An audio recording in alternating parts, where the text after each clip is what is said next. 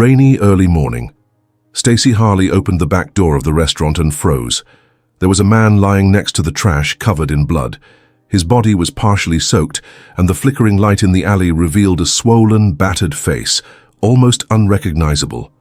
When she knelt beside him, something gleamed beneath the torn fold of his jacket, a silver ring with a strange, time-worn crest, far too elegant for someone dumped in an alley.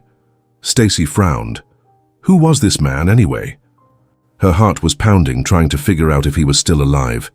"He tried to kill me," he whispered, and passed out. Stacy froze. Her stomach turned, her mind racing. She thought about running.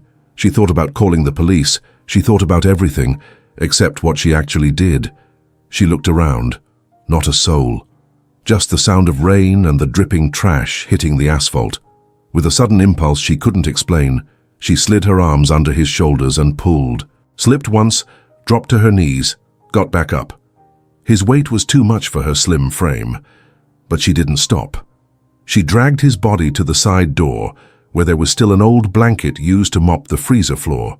She covered him the best she could and shoved him into the back seat of a taxi, telling the driver he was her drunk cousin.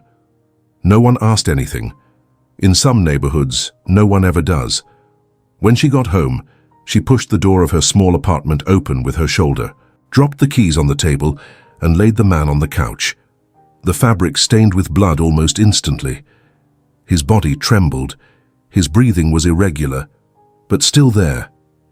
Alive.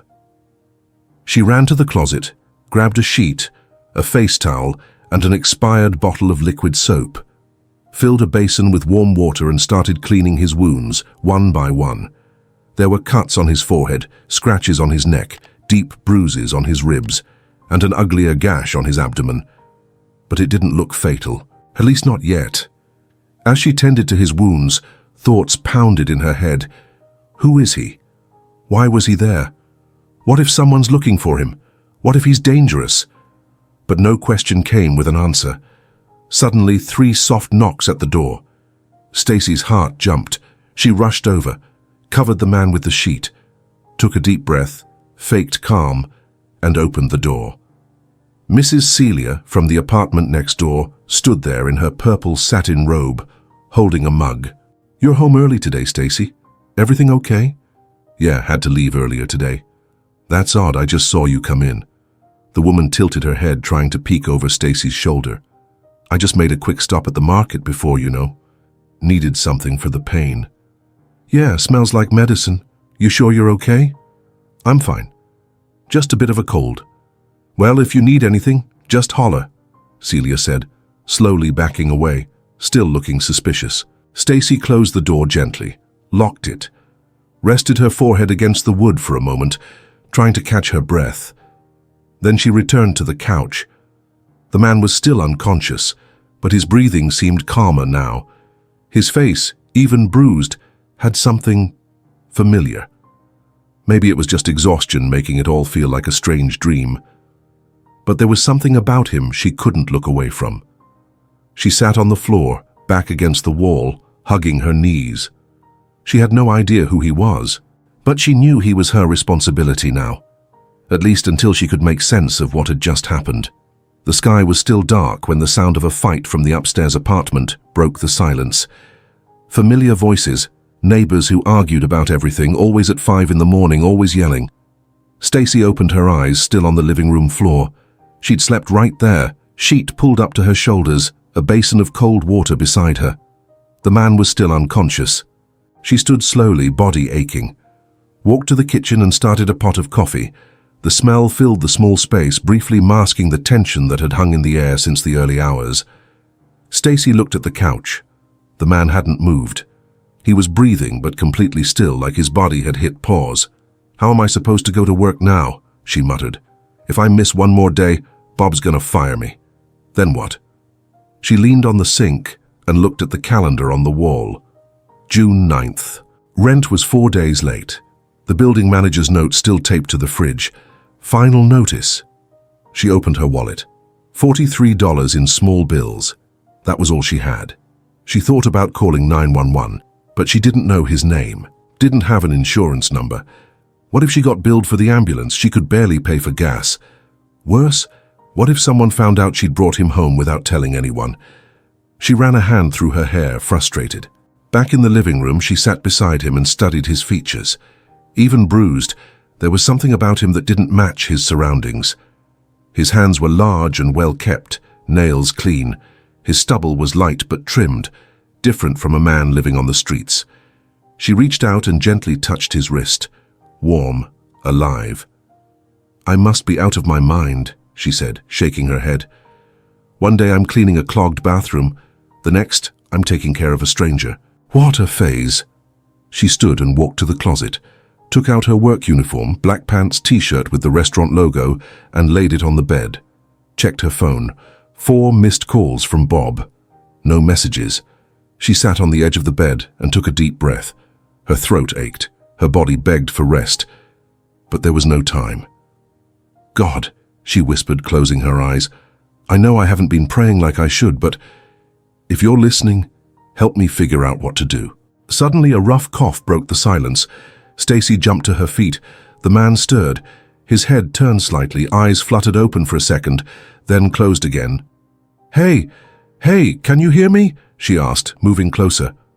Nothing. She grabbed a clean cloth and wiped his forehead. He was sweaty, feverish. He needed rest, maybe food, but she barely had rice in the house.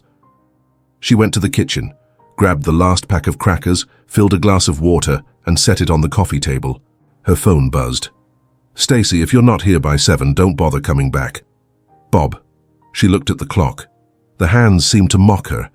If she left right then, maybe she could still make it in time. The shift was important, maybe critical. But how could she just turn her back on the man passed out on her couch? What if he died while she was gone? What if he woke up confused, panicked? What if he got worse? "I don't have anyone to count on," she murmured to herself, voice cracking, the weight of her loneliness filling the room like a fog. She picked up the phone with trembling hands, dialed 911. Her thumb hovered over the green call button. The pulse in her neck was almost audible, but she didn't press it. She stood there, frozen for far too long, then slowly lowered her arm and set the phone down on the table, as if admitting the weight of that decision. She began pacing. 3 steps. Turn. 3 more. The floor creaked under her bare feet. With each turn, her eyes returned to the couch. He was breathing, faint but steady, his face still tense, wounds still raw. Asleep or unconscious, impossible to tell. Something inside her said she shouldn't leave him alone. Something deeper than reason, a nearly primal instinct. "God knows everything," she said, for the second time that morning, her voice steadier now, like repeating a vow just to believe in it. "So today I stay." She walked to the old armchair in the corner of the room, sat down slowly, pulling her knees to her chest like she used to on scary days as a child, hugged her legs tightly. The coffee beside her was already cold, but she wasn't thirsty anymore. Outside, the sky was still a dark blanket, no sign of the sun. Inside, only the ticking clock filled the silence. That morning, the world seemed to have started ahead of schedule, and once again, she was the only one she could count on, the only adult in the room, the only witness, the only possible choice. Stacy had spent the entire morning sitting in the armchair, watching him like someone trying to solve a riddle. The rain had stopped, but the city outside still felt heavy. Time passed slowly, as if waiting for some decision to be made. The clock struck 8. She hadn't gone to work, hadn't answered her phone, didn't even think of excuses. She just stayed there in silence, listening to the man's uneven breathing and trying to understand why something inside her insisted he wasn't just another lost soul off the street. Even with his eyes closed, they moved restlessly. It was like he was dreaming.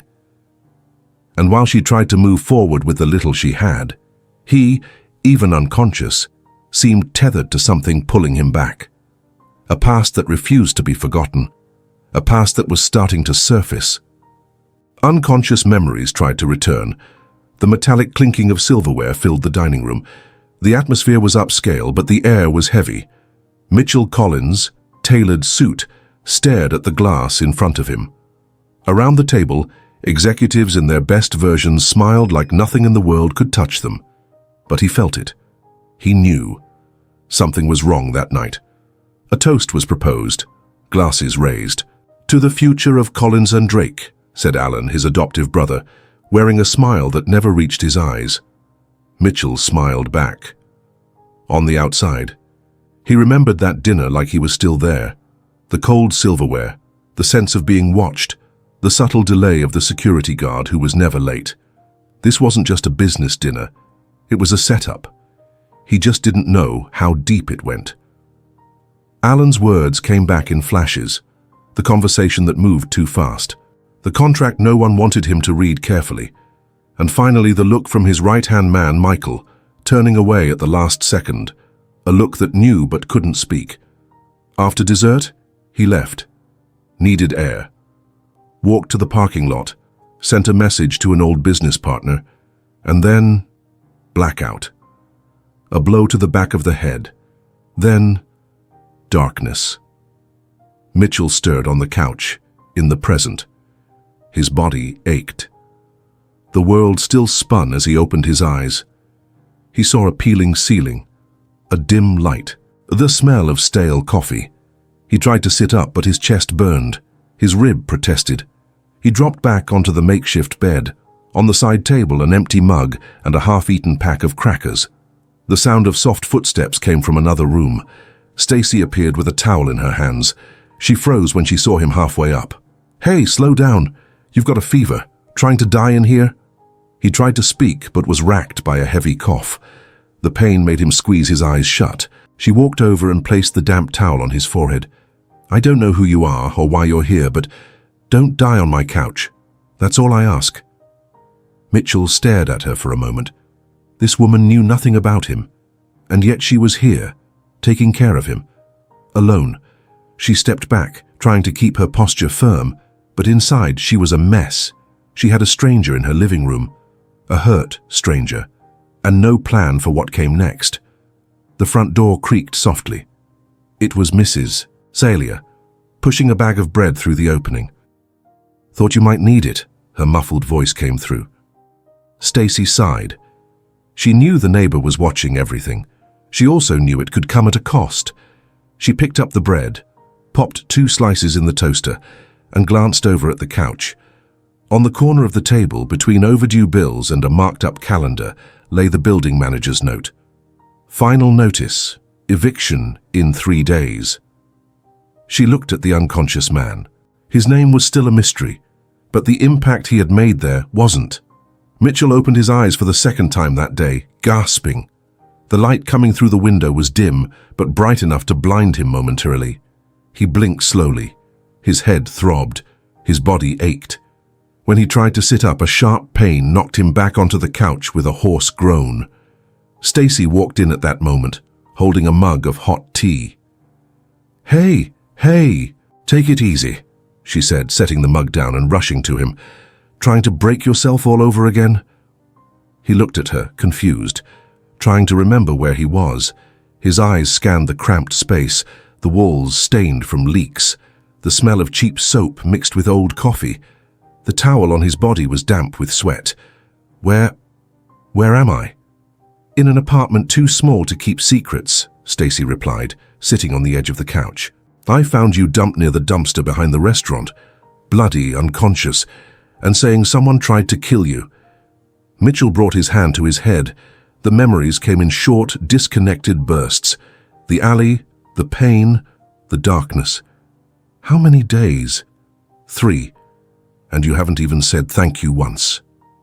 He let out a heavy sigh, staring at the ceiling for a few seconds. "I'm sorry. No need to apologize to me. Just be honest. Who are you?" Mitchell hesitated. Every part of him wanted to tell her everything, but her face, tired, guarded, firm, told him he couldn't dump that weight here. Not yet. "My name is Mitchell Gray." Stacy watched him, waiting for more. "I work in finance. It was late. I was attacked leaving a meeting. I just managed to run and woke up there." It was a lie, but he needed time. She didn't look surprised. just crossed her arms. No wallet, no phone, no ID. She pointed to the dresser. And a deep cut in your ribs. You have any idea what happened to you? Not exactly, he said, avoiding her gaze. I just remember the hit. Then nothing. She got up, went to the kitchen and returned with a cup. Here, ginger and garlic tea. Cures almost anything, or at least distracts from the pain. He took it, drank slowly. His throat was dry. Stacy sat again. For a while neither spoke, just the ticking clock marking the seconds. Why didn't you take me to the hospital? She gave a half smile. You think I have health insurance, or money to cover an ambulance? Besides, you woke up the first night and said you didn't want a hospital. Kinda groggy, but very insistent. He frowned. He didn't remember that. And to be honest, I was scared. Thought I might be involved in something I shouldn't.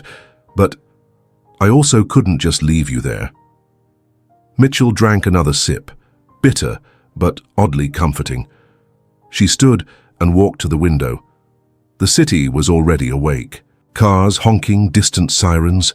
Another normal day. My name's Stacy, by the way, she said, still facing away. Stacy Harley. Thank you, Stacy. She didn't respond. On the living room floor, the envelope with overdue bills seemed to scream. Stacy glanced at it. Eviction was only days away. But now, with him here, she couldn't leave, couldn't work, and couldn't ignore what was happening. Look, Mitchell, you can stay here, a few more days. But I've got rules. He raised his eyes, surprised. Rules? No lies, no promises, and no drama. I've got enough of that already. He gave a slight smile for the first time. Fair enough. She crossed her arms. And no sneaking out. You're still weak. And if the person who attacked you sees you again, well, I don't want to have to clean more blood off my couch. Mitchell chuckled, then coughed. Deal. She turned and went back to the kitchen. As she prepared some toast, her mind raced. She didn't believe his story. Not all of it. But something in his voice, in his quiet way, made her feel like he needed time, and maybe someone who wouldn't demand answers right away. Mitchell, from the couch, watched everything closely. Every detail of the place, the patched rug, the mug held together with tape, the scent of dignity despite the scarcity. And that woman, caring for him without knowing who he was, expecting nothing in return. It was strange to be seen as a nobody, just another person. Strange. And freeing, but also dangerous, because he knew the longer he stayed here, the harder it would be to leave. Stacy stood in front of the tiny pharmacy shelf at the corner store, comparing prices with tired eyes. Her restaurant uniform was still wrinkled, and the shirt clung to her sweaty skin. She picked the cheapest generic topical antibiotic and a basic painkiller. It would have to do. When she reached the checkout and handed over a few crumpled bills, the cashier didn't even look her in the eye. Don't take debit? She asked, already knowing the answer. Machine's down, he replied flatly. Stacy gave a sheepish smile and counted out coins to the last cent. She walked out, clutching the plastic bag tightly, her stomach growling. She couldn't afford to spend another dime. As she crossed the street, she saw Bob, the manager, staring through the restaurant window. Just grabbing some medicine, she called, not stopping. He didn't answer, but his look said everything. Another absence. Another problem. Back at her building, the hallway smelled of mildew and frying oil. The sound of Mrs. Celia's blaring TV echoed through the corridor. Stacy stepped inside quietly, closed the door and locked it. The man was still on the couch, sleeping. His chest rose and fell with a slightly more regular rhythm. The towel had slipped off his forehead. Stacy knelt beside him, wiped his face with a clean cloth and applied ointment to the cuts. As she worked, she noticed his hands again. Strong, yes, but not the hands of a laborer. No calluses, nails trimmed, fingers steady. This wasn't the body of someone living on the streets. Who are you really? She murmured. Mitchell slowly opened his eyes. He still looked groggy, but aware. You came back, he whispered, voice still hoarse. I went to get this. She held up the bag of medicine. Don't die on me yet, okay? We haven't even had a proper fight. He smiled faintly. I don't usually die in strangers' homes. Good. I'm not great with corpses. She poured him a glass of water and helped him take the pills, then sat on the edge of the bed, silent for a few minutes, observing the details of a man who was still a mystery. A quiet silence, almost intimate. Mitchell looked around. Makeshift furniture, the smell of reheated food, a crooked photo on the wall of a little girl, maybe 8, with big eyes like her mother's. "Your daughter?" he asked, nodding toward it. Stacy nodded. "She lives with my mum, out in the countryside. I can't afford to keep her here." "That must be hardly," she shrugged. "What's hard is doing nothing. You just keep going, one day at a time." Mitchell stared at the ceiling. This woman, with almost nothing, was holding everything together, while he who had everything couldn't even hold on to his own life. "I saw you today outside," he said after a moment. "You were being humiliated by that guy, the manager." She didn't respond right away, then simply said, "It happens. The world doesn't listen much to the ones who scrub the floors." Mitchell closed his eyes. That hit harder than he expected. She stood up. "I need to fix something to eat. You want instant soup, or would you rather go back to being unconscious?" "Soup sounds great." While she worked with the few ingredients she had, Stacy glanced at him now and then. There was something about him that didn't add up. He didn't talk much, but he listened. He noticed, and above all, he didn't try to justify anything. Mitchell from the couch watched her every move, each action shaped by necessity. How she washed a spoon to reuse it, how she strained and saved oil with a paper towel, how she made silence work in her favor. Little by little, what had started as an emergency shelter was becoming a place where he saw himself without a mask, and that scared him. The soup boiled, and the scent filled the apartment. She served it in a chipped bowl and handed it to him carefully. He nodded in thanks, ate slowly as if tasting more than just food. Maybe a pause. "Stacy," he said when he was done, "I don't deserve what you're doing for me." She turned, already rinsing the pot. "No one deserves good things, Mitchell. We just choose to do them anyway, or we don't." Mitchell didn't answer, just watched her for a moment, and in that silence, no promises, no pressing questions, something was forming. Something neither of them could fully understand yet. Night fell like a heavy blanket, muffling the city's noise and making the apartment feel more intimate. The kitchen light flickered, about to burn out, while the open window let in a cold breeze that whispered stories only the two of them seemed to hear. Stacy sat at the table with hunched shoulders, scanning bills like someone trying to finish a puzzle with missing pieces. Her tired eyes moved over the numbers. Electricity, water, gas, rent, all overdue, all red. And still, there was a man breathing more calmly on the couch because of her. Mitchell watched her from where he lay, silent. It was strange but comforting, watching someone live real life, no masks. She furrowed her brow as she did the math. Mumbled, "This isn't gonna work," from time to time, rubbed her face, then took a deep breath as if reminding herself that giving up wasn't yet an option. "Stacy," he called softly. She looked up, surprised, almost as if she'd forgotten he was there. "Yeah, thank you for today, for all of this." She smiled faintly, not a polite smile. Something soft, intimate, almost knowing. "I didn't do that much." "Yes, you did. You stopped the world to take care of a stranger." Maybe you're not such a stranger anymore," she said, almost in a whisper, standing up. She went to the kitchen, filled a basin with warm water, and returned with clean cloths. "Let's change the bandages." Mitchell lay on his side with difficulty. She knelt on the floor, knees aligned with his waist. Her touch was slower now, still firm but more careful. She examined his wounds, speaking almost to herself. "This one here, it's healing better." He watched her from above, her eyes so close, her hands warm against his cold skin. Her care carried a different weight now. It was more than responsibility. It was almost tenderness. "I keep wondering," she said as she dabbed with cotton. "Why didn't I leave you there? I had every excuse to just walk on." "But you didn't," he replied. You came back." She paused for a second, looked at him, and in that look, there was something new. Something that wasn't pity or charity. It was recognition. She finished the bandaging, threw out the dirty gauze and came back with a cup of chamomile tea, sat on the floor beside him, hugging her knees. "I pray, you know," she said suddenly. "Every day.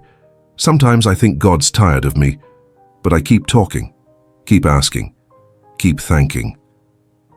Mitchell listened like he didn't want to miss a word. "And today, I didn't ask for anything.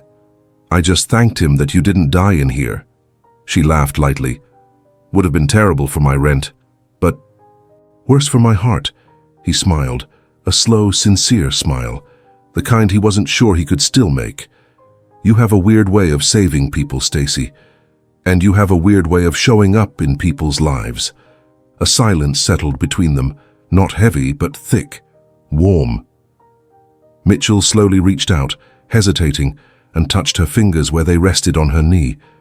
She didn't pull away, didn't flinch. "This is crazy, right?" he murmured.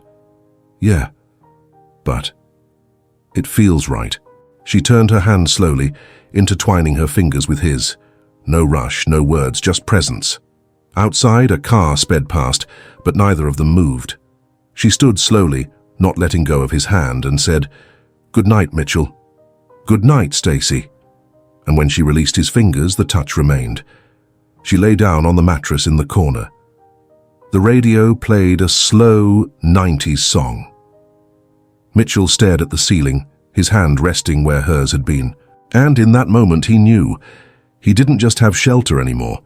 He had a reason to stay. The day broke under thick clouds, casting a dull, heavy light over the city. Inside the cramped apartment, silence still reigned when Mitchell opened his eyes, awake before Stacy. His body ached less, but his mind spun in a storm of scattered fragments. Gradually, the sounds of the street filtered in through the half-open window. A battery-powered radio whispered a news broadcast, punctuated by static and interference. It was then, with no warning, that Mitchell heard his own name echo through the room. The announcer's words left no room for doubt. He was at the center of a scandal, accused of corporate fraud, under investigation for money laundering, missing, and now considered mentally unstable. His face was on the front pages, the fall of an empire, the disgrace of a man. Cold flooded his veins. He turned off the radio on impulse. He had to understand what had happened since he was left bleeding in that alley.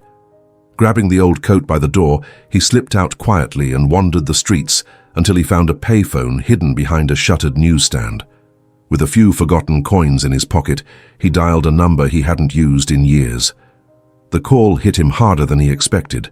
His brother had taken everything. The company, the reputation, the allies.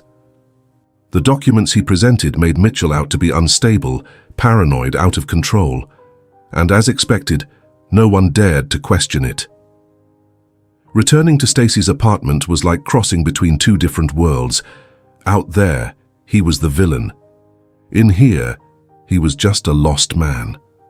When he pushed the door open, she was already awake. Her eyes accused him before a single word was said. He didn't try to explain right away. He was exhausted. He just sat on the couch, shoulders slumped, crushed by misinformation and betrayal. She watched him silently for a while, then stepped forward and stood before him. There was no anger in her eyes, just a kind of weariness, like someone watching the truth unfold on its own. Mitchell knew he had lost control of the narrative, reduced to a headline, crazy, fugitive, fallen millionaire.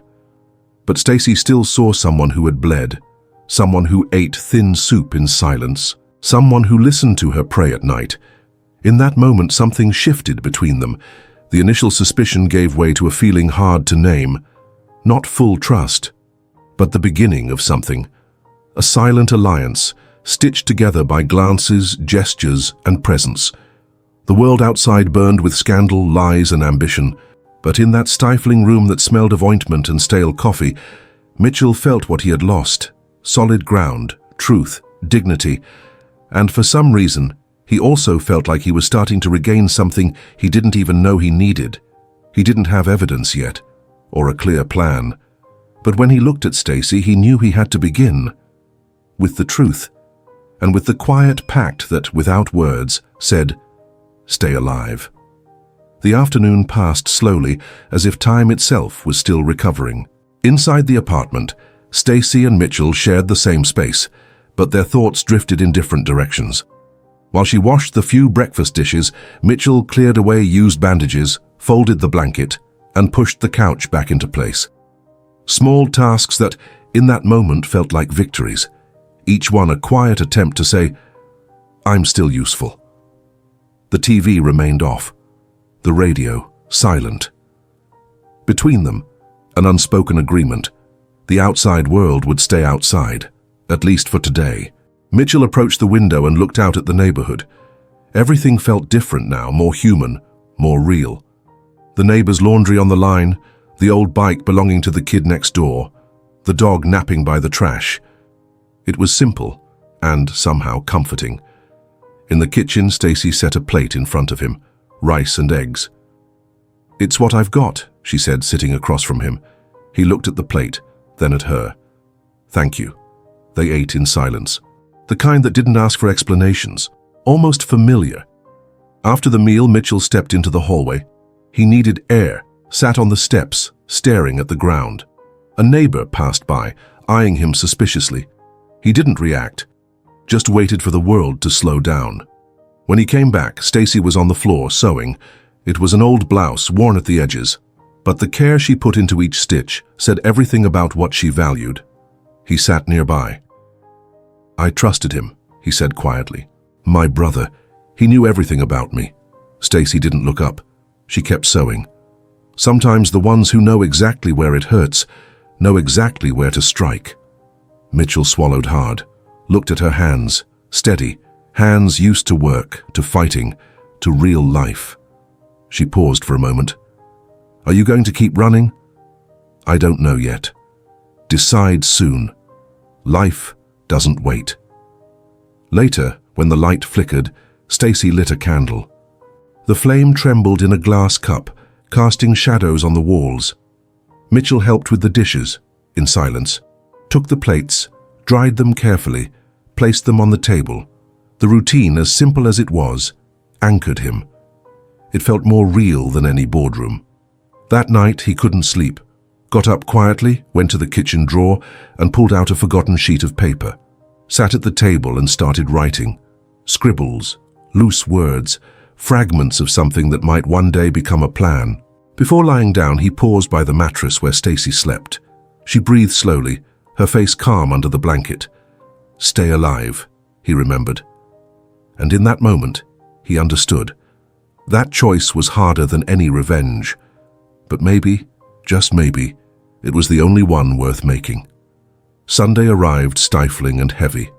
Stacy moved around the small kitchen, trying to keep things in order, while Mitchell sat silently on the edge of the couch.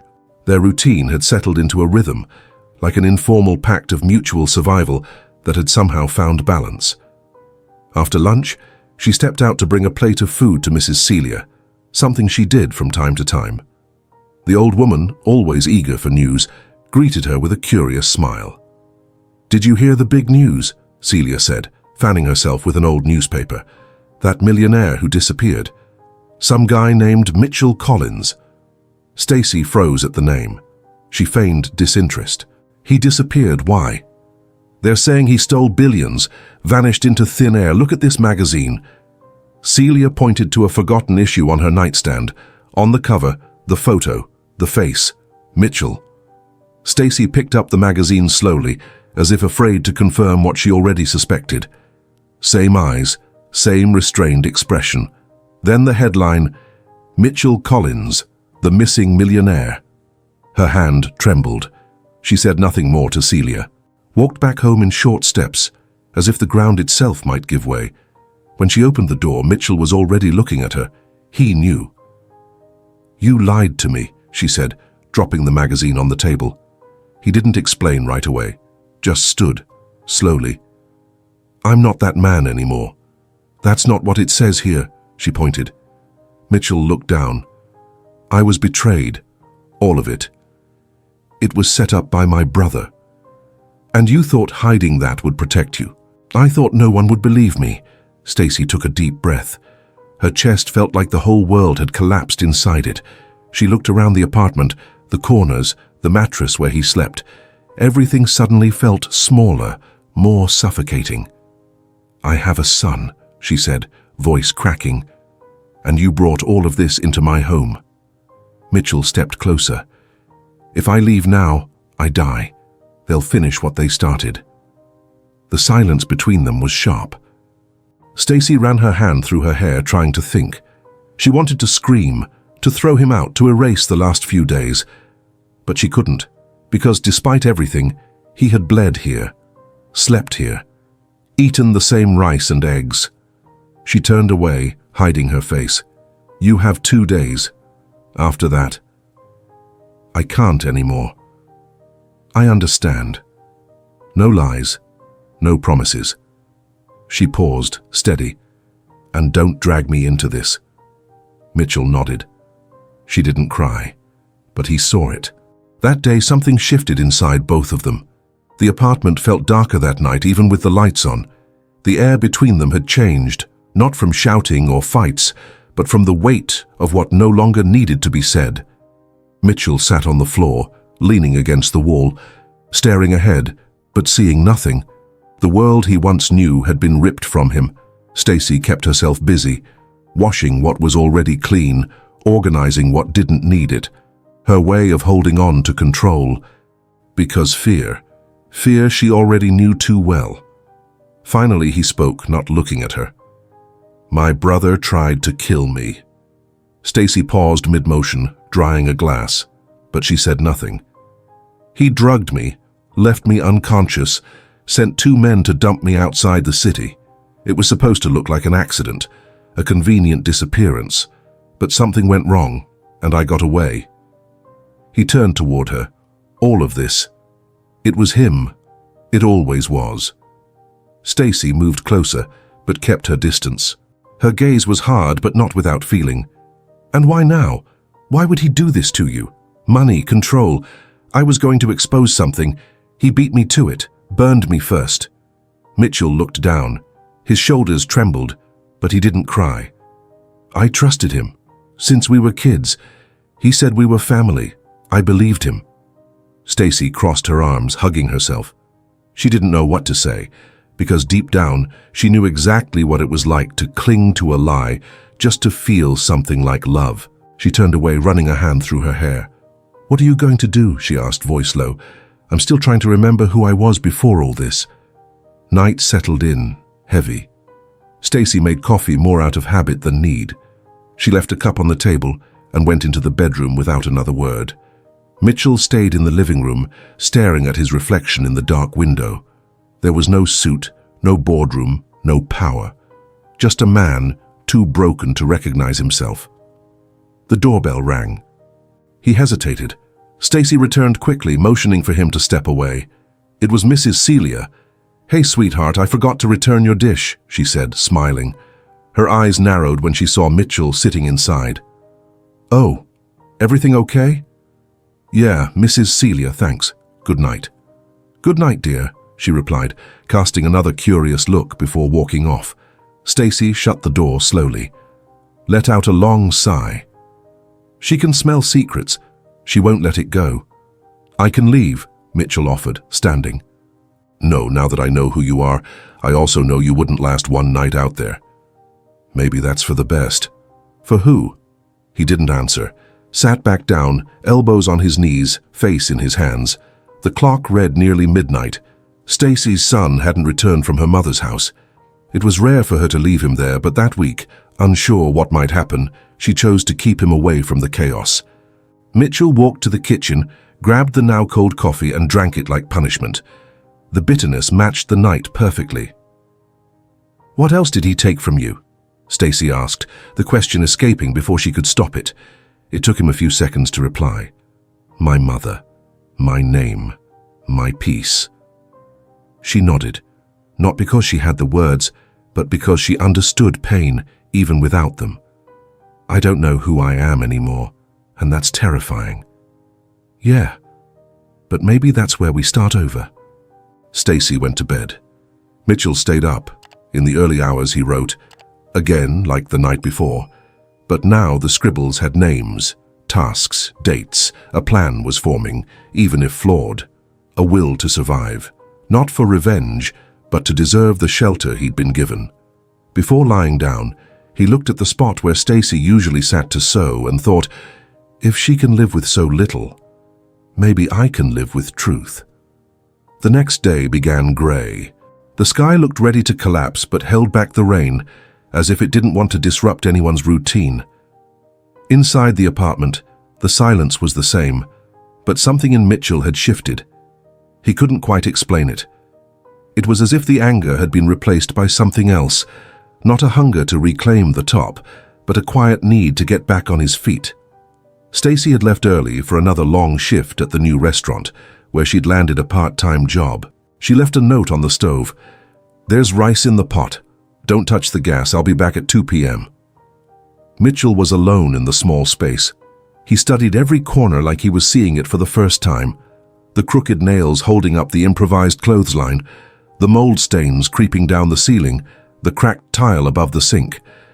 And yet, it all felt sturdier than any luxurious boardroom he'd ever sat in. He started the day by washing the dishes from the night before. Then he stacked stray books and wiped the floor carefully, even though he wasn't exactly sure how to do it right. He nearly fell twice trying to clean under the couch and laughed at himself. The feeling was new, unexpected, and a little necessary. By noon, he went downstairs and walked to the corner store. He kept his hood up, shielding himself from the cold and the curiosity of strangers. He bought laundry soap, a loaf of bread, and a small flower in a plastic pot. It felt ridiculous, he knew, but something about that little plant trying to grow in cheap soil stirred something in him. On the way back, he saw Mrs. Celia sitting on the curb in crooked sandals with a bucket of laundry in her lap. "Good morning, Ma'am." She looked surprised. "Well, good morning. Doing laundry for the miss?" "Gonna give it a shot," he said without a hint of irony. She laughed, but softer this time. "Too much soap and it'll stain. Take it easy." Mitchell nodded in thanks and climbed the stairs again. He spent the next few hours scrubbing the bathroom floor, fixing one of the door hinges that creaked every time it opened. He used electrical tape and an old screw. It wasn't pretty, but it worked. By late afternoon, when Stacy came home, she stood silently in the doorway for a moment, taking it all in. "You cleaned the bathroom?" "I tried." She looked at the floor, the dishes, the little flower by the sink. She said nothing, just walked to the stove and put on water to boil. He didn't push conversation. He grabbed a chair and began sewing the loose buttons back onto a shirt. Later, an argument broke out in the hallway, shouting from a couple on the second floor. Mitchell opened the door carefully and saw the kid from next door sitting alone on the steps, hugging his knees. "Hey," he said gently, "you okay?" The boy just looked at him, startled. Mitchell sat down beside him, not too close. "Sometimes people yell because they're scared. Doesn't mean you did anything wrong." The kid didn't say anything, but he stopped crying. A few minutes later, Mrs. Celia appeared to check on the noise. She saw the two of them sitting together and didn't say a word, just gave a quiet nod. Back inside, Stacy watched through the crack in the door. That man, outside, with the child, with the neighbors, not running, not hiding, just existing. She picked up a plate of food and set it on the table, waiting for him to come back. When Mitchell walked in, he lowered his hood and glanced around the room. The light was dim, but the space somehow felt brighter. "I made soup." He nodded. They sat at the table. They didn't talk about the day or the past, but between spoonfuls something new was growing, a kind of peace neither of them knew existed until now. The morning sky was heavy. The dark clouds hung low as if announcing that something was breaking in the air before any word had been spoken. Mitchell felt it in his body, a silent unease, like the world was on the verge of collapsing again. Stacy had left early to walk her son to school. Mitchell stayed behind, sweeping the tiny living room floor, when he heard something strange downstairs. Hurried footsteps, a harsh voice on the phone, then silence. The doorbell rang. He approached cautiously. Through the peephole, he saw two men in suits, men who didn't belong in a neighborhood like this. Nothing in their eyes was casual. They were here for him. That much was certain. He didn't open, stepped back quickly, grabbed the backpack with the documents and the letter.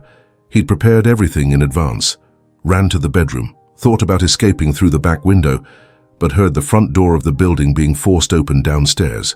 At that moment, Stacy was returning from the street, a bag of bread in hand, her face still red from the cold wind. She saw the two men trying to break in. Her heart raced. She ran toward them, phone in hand. "What do you want here?" "Business," one of them replied, shoving her aside without hesitation. She stumbled on the first step, falling sideways and dropping the bag. Bread rolled across the sidewalk. One of the men grabbed her arm. "It's better if you stay out of this." Mitchell heard the shouting from the window. His blood boiled. He didn't think. He just ran. "Let her go," he yelled, bursting out of the building with his hands raised. "I'm who you want. Leave her out of this." The two men exchanged a look. One of them released Stacy. She dropped to her knees, gasping, holding her shoulder. Mitchell stepped forward slowly. "I'll go with you. Just don't touch her again." The men surrounded him quickly. One of them pulled out a phone. "We have him." Heading back now. Within minutes, a black car pulled up. Mitchell was placed in the back seat, not in handcuffs, but with no freedom. Stacy stood up slowly, tears mixing with rage. She ran into the apartment and found the backpack on the floor. Inside, the letter, the envelope with the documents. He had left it all, for her, in case he never came back. The car drove off. The rain finally began to fall, cold, thin, constant. Stacy stood alone in the street, clutching the envelope to her chest like it was the last part of him she had left. Inside the mansion where it all began, Mitchell was met with silence and veiled threats. His brother was there, smiling, but his eyes were those of a man who'd pull a trigger without flinching. "You came home," he said, with mocking sweetness. "Hope you enjoyed your little vacation." Mitchell didn't answer. The fear was gone. Only resolve remained. He knew what he had to do. He just needed time. And outside, someone now held the power to bring everything down. The envelope in Stacy's hands felt heavier than paper. It carried a weight she'd never asked for. The bruise still marked her shoulder where one of the men had shoved her. But what hurt more was the silence Mitchell left behind when that car door closed. She didn't wait until morning, put on her coat, grabbed the torn umbrella, and walked straight to the nearest police station. Her legs trembled, but her steps were firm. Each block she crossed felt like a small protest against her own helplessness. At the station, she was greeted by a young officer who barely looked up. She placed the envelope on the counter. "This is going to put some very powerful people behind bars." He looked at her, confused, opened the envelope, and skimmed the contents. Stacy remained standing, voice caught in her throat. All she managed to say was, "His name is Mitchell Collins, and he's in danger." The officer called a superior. Within minutes, the room filled. She was taken to a private area where she told everything she could, at least what she felt she could say without putting Mitchell at immediate risk. She gave them the name of the lawyer, the locations mentioned in the recordings, and even Mitchell's brother's name, Ethan. "Why'd he give this to you?" one investigator asked. "Because he doesn't trust anyone anymore. He just wanted to do the right thing." Hours later, back at home, Stacy got a brief call from Liam Dorsey. "Thank you for doing this. We'll take it from here." She sat on the edge of the bed for a long time. The silence in the apartment echoed all that she'd lost. She looked around. The little repairs, the flour Mitchell had brought, the clean pot on the stove. Everything still carried traces of him. Across the city, prosecutors began sorting through the evidence: internal recordings, fraudulent contracts, suspicious transfers, emails between Ethan and offshore proxies. It was a house of cards ready to collapse, and someone had just blown on the base. Ethan Collins's face appeared in confidential reports: shell companies, embezzlement, bribery of high-level officials. His name now sat in federal investigations, and authorities finally had what they needed to act. Meanwhile, Mitchell remained locked in a windowless room in the mansion. No bars, no visible locks. But he was a prisoner, trapped in his own mind. He had been raised to win, to control, to never depend on anyone. Yet the only time he'd felt peace in years was inside a tiny apartment with a woman who wanted nothing from him except the truth. That night, he thought of every version he'd been, the boy trying to prove himself, the CEO who trusted numbers more than people, the brother who didn't see betrayal coming. And now, what was left?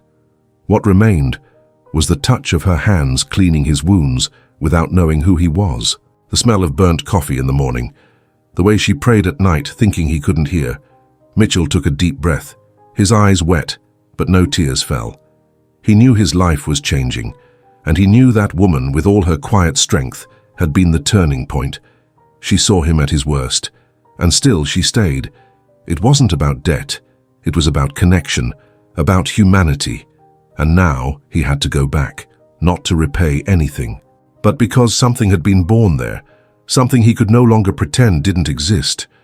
Meanwhile, Stacy turned off the apartment lights, but didn't sleep. She picked up the envelope again, looked at his name on the letter. Mitchell Collins. So far from the man who had slept on her couch for so many nights, she traced the letters with her finger and for the first time in years whispered something like a prayer, without asking for anything. She just wanted for him to come back. The sky was heavy that morning. The dense clouds seemed to signal that something was breaking in the air, even before a single word was spoken. Mitchell felt a quiet restlessness in his body, as if the world was about to fall apart again. It had been a month since he was taken. The city had already moved on to the next scandal. The press had found new faces to tear down. But for Stacy, time moved differently. Each morning was an act of reconstruction. She had found a new job in a modest downtown diner. The uniform was simple but clean. The shifts were long, but the manager didn't yell. That alone was enough to keep her going. The name Mitchell Collins had become synonymous with redemption in the headlines. After weeks of silence, the justice system finally cleared his name. The media exploded with the story.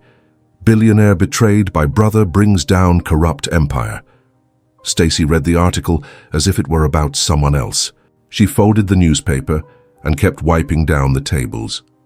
Mrs. Celia still showed up at the end of her shift with a bag of sweet bread and fresh gossip.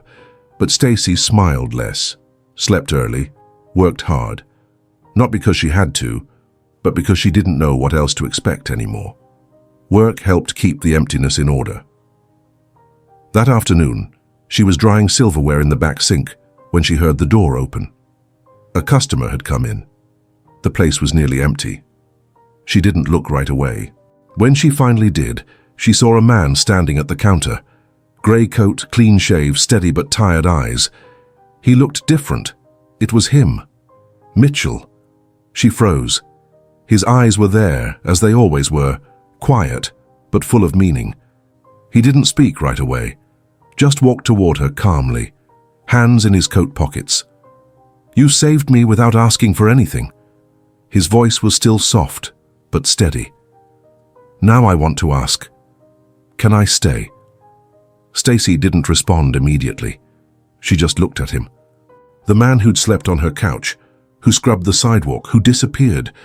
And now he was back with the same gaze, full of things he wouldn't ruin by trying to explain. She nodded, just a slight movement of her head. Mitchell smiled, for the first time in a long time. Minutes later, they were sitting on the bench across the street from the diner. Neither said a word. They didn't need to. Between them, there was a peace that couldn't be explained. A restart. Mitchell didn't say anything else. He just sat beside her on that bench, like it had always been his place. Stacy held a coffee mug she'd brought from the diner. She handed it to him. He took a sip and passed it back. That simple gesture said more than any conversation could. People hurried past. Cars kept moving. The world continued, unaware of what was unfolding there, in that quiet space between two strangers who somehow had become each other's shelter.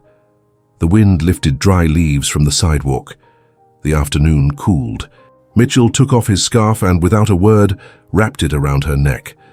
She started to protest, but he simply smiled and nodded once as if to say, "Let me, just this once."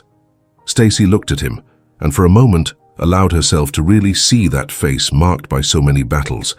He was no longer the wounded man from the alley, not the CEO on magazine covers, just him, the man who stayed, the man who came back. She remembered the night she first saw him, unconscious. Mud, blood, mystery. Now, sitting beside her, there was only peace. There was someone who knew who he was and knew what she meant. Mitchell stared into the distance, unhurried, as if he had finally found a place where he didn't have to prove anything to anyone. Next to her, everything felt simpler, more real. In Stacy's bag, the letter he left was still folded inside its envelope, yellowed now. She hadn't finished reading it. Not because she wanted to keep secrets, but because somehow the last part of the story was still being written. They didn't touch. They didn't make promises. Just sat there, their bodies angled slightly toward one another, as if the space between them no longer needed to be so wide. Mitchell looked at the trees in the park and tried to remember the last time life moved at a human pace. Everything before Stacy was noise, conference rooms, fake smiles, dinners laced with contracts behind glasses of expensive wine. Then came the bottom, betrayal, abandonment, blood. He thought he'd lost everything, but he didn't know then that he'd never really had anything. It was in that cramped room, with the smell of burnt coffee and cheap soap, that he understood what it meant to be alive. It wasn't about winning, it was about being seen. And she saw him, even when he didn't deserve it, even when he lied, even when he never said thank you. Beside him, Stacy stared into the distance too, thinking about how it all began on a rainy, filthy night, with a stranger's body left behind the restaurant. She hadn't known his name. She only knew she couldn't leave him there. And that said more about her than it did about him. She lost her job, almost got evicted, carried a stranger on her shoulders, got judged by everyone. But in the end, she didn't regret it. Because in his silence, there was something that reminded her of herself, of all the things she had swallowed in silence too, the constant fear, the hard life, a world that didn't forgive weakness. But for the first time, she wasn't the only one trying to survive. They met in ruins, he with a broken body, she with a worn-out soul, and without asking for anything, they took care of each other the only way they knew how, with presence, with small acts, with respect for space and for pain. Now looking at him beside her, Stacy didn't know what came next, but she knew that if he stayed, he'd stay by choice, not by need. And that changed everything. Mitchell turned his head. Their eyes met, no smiles, no words, because they both knew. It didn't matter what the world thought. They knew exactly who the other had been when no one else was watching. And that, right there on a simple park bench, was worth more than any promise could ever be. Months later, the spring sky covered the city in soft light and mild wind. Stacy stood in front of a new building, glass and concrete, in the city's financial district. The reflection of the clouds spread across the windows as if the sky itself had paused to witness the moment. At the top of the main entrance, a polished sign drew the attention of passers-by. Harley Clean Solutions, a division of the Collins Group. She had to take a deep breath. She'd never imagined seeing her own name on the front of a building. Never imagined she'd leave the back rooms of motels and restaurant storage units. But here it was, her name, her story, a new beginning. She stepped inside. The receptionist recognized her instantly. "Miss Harley, he's expecting you." Stacy nodded silently. She crossed the elegant lobby, light marble floors, minimalist art, the smell of fresh coffee and soft floral arrangements. Everything modern, but understated. Nothing screamed wealth. Everything whispered purpose. Mitchell was in a glass office facing the city. No expensive suit, just a rolled-sleeve shirt, like someone who no longer wanted to be untouchable. When she entered, he stood. Neither smiled right away. They just looked at each other. Time had passed, but time hadn't changed what mattered. Stacy glanced around and saw a framed sketch of the first brand logo, an idea she had scribbled months ago on a napkin, thinking no one would notice. Mitchell nodded toward it. That was yours, I just put it where it belonged. She walked over to the desk, ran her fingers over the brand materials. Her eyes welled up, but she held firm. Why? He answered quietly, because you didn't just save my life. You gave me back something I'd lost long before, an idea of who I was. She took a deep breath, wanted to say something, but there were no words that could hold everything. So she just walked to the window. They stood side by side. Outside, the world rushed on, but inside, time stood still. Mitchell placed an envelope on the desk without pushing it toward her. It was the official contract, now on paper, a copy for her to sign if she wanted, but he didn't mention it. If you want to stay, this is yours, your way. If you want to leave, I'll understand. She didn't answer, not yet. She just stood there, looking at the city with the eyes of someone who had been to the bottom and come back. On her way out, she passed the front desk. A child was handing out resumes with his mother. Stacy stopped, took one, and smiled at the boy. Good luck. The boy smiled back. Mitchell watched from the doorway. Outside, she paused again, turning to look at the sign above the entrance. Harley. For the first time in her life, that name wasn't a burden. It was a future. If this story touched you, share your thoughts in the comments. We'd love to hear what it meant to you. Remember to hit the like and subscribe buttons. This is really important for the channel. Really important. And if you're ready for another story of love and hope, click the first card or the second one to watch the full playlist. See you there.